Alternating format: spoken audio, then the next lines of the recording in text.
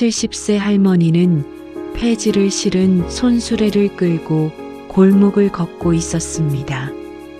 그때 경찰차 한 대가 집 앞에 멈췄습니다.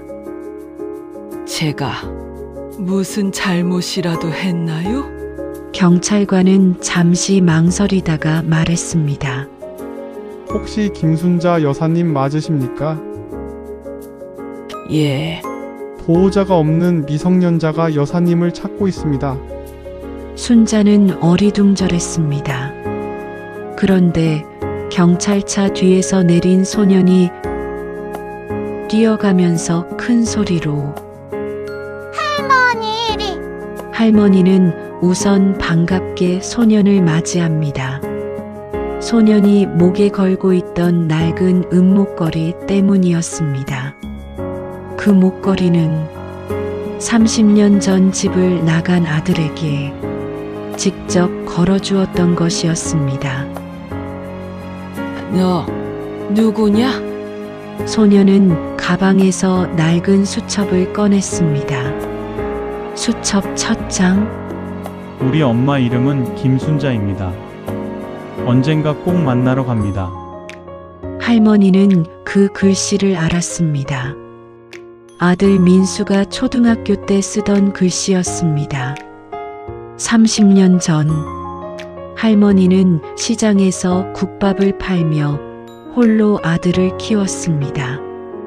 남편은 일찍 세상을 떠났고 생활은 지독하게 가난했습니다. 하지만 아들은 공부를 잘했습니다. 엄마는 늘 말했습니다. 민수야, 왜요, 엄마? 엄마는 굶어도 된다. 너는 공부해서 사람답게 살아라. 몇 년이 지난 어느 겨울, 민수는 대학 합격증을 받아왔습니다.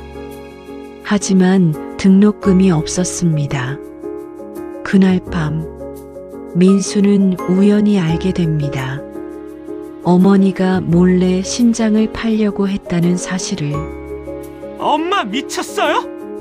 아들 공부시키는데 그게 뭐가 중요하냐? 그런 돈으로 대학 안 갑니다. 그럼 평생 가난하게 살래? 결국 크게 다투고 민수는 집을 나갑니다. 엄마는 그 후 매일 시장 입구에 나갔습니다. 혹시라도 아들이 돌아올까봐. 비가 와도, 눈이 와도, 명절에도 30년 동안 같은 자리였습니다.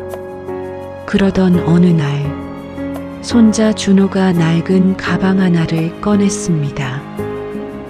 할머니, 이거 보세요.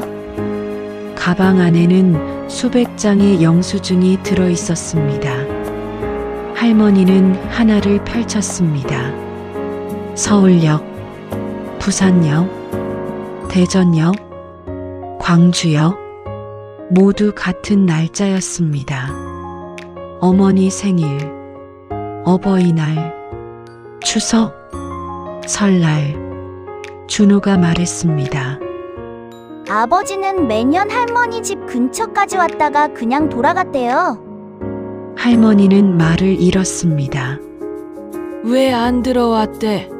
가난한 모습 보여주기 싫었다고. 할머니의 가슴이 무너졌습니다.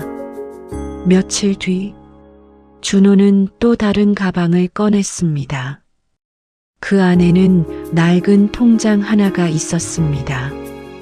통장을 펼친 순간 할머니는 숨이 멎는 줄 알았습니다. 예금주, 김순자, 30년 동안 아들이 몰래 넣은 돈이었습니다. 형편될 때마다 넣었던 돈, 잔액은 겨우 1,000만 원. 큰 돈은 아니었습니다. 하지만 통장에는 민수의 인생이 들어 있었습니다. 공사장 막노동을 하며 모은 돈, 굶어가며 모은 돈, 병원비도 아껴가며 넣은 돈. 통장 메모란에는 늘 같은 문장이 적혀 있었습니다. 엄마 국 사드세요. 엄마 겨울옷 사세요. 엄마 아프지 마세요. 할머니는 통장을 안고 오열했습니다. 이 바보 같은 놈, 왜 나타나질 않았어? 준호가 마지막 봉투를 내밀었습니다. 아버지가 죽기 하루 전에 쓴 거예요. 할머니는 떨리는 손으로 편지를 펼쳤습니다. 엄마, 저는 결국 성공하지 못했습니다. 하지만 한 가지는 지켰습니다. 엄마를 원망하지 않은 것. 할머니의 눈물이 쏟아졌습니다.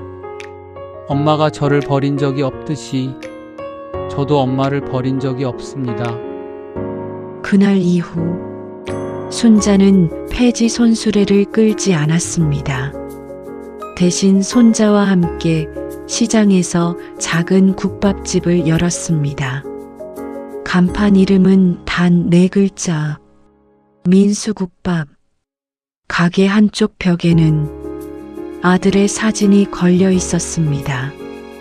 엄마는 매일 아침 사진을 닦으며 말했습니다. 민수야, 이제야 내가 집에 왔구나. 그날도 국밥집 문이 열리고 손자가 웃으며 들어왔습니다. 할머니는 손자의 얼굴에서 아들의 미소를 보았습니다. 그리고 30년 동안 비어있던 마음 한구석이 비로소 채워졌습니다. 어떤 사람은 돌아오지 못합니다. 그러나 그 사람이 남긴 사랑은 결국 집을 찾아옵니다. 이런 이야기가 먼 훗날 사연으로 남길 바랍니다. 그리고 구독과 좋아요 부탁드립니다.